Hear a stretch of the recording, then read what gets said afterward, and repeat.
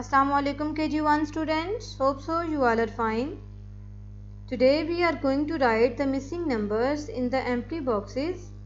So first of all of you take your pencil and complete this task with me. Okay students, come to the first statement.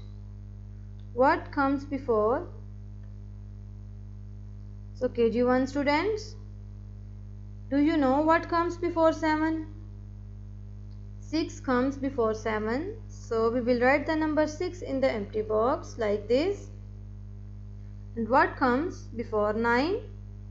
8 comes before 9. So we will write the number 8 in the empty box like this.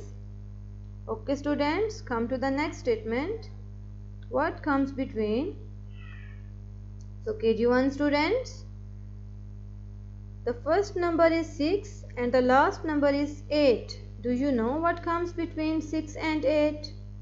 7 comes between 6 and 8. So we will write the number 7 in the empty box like this.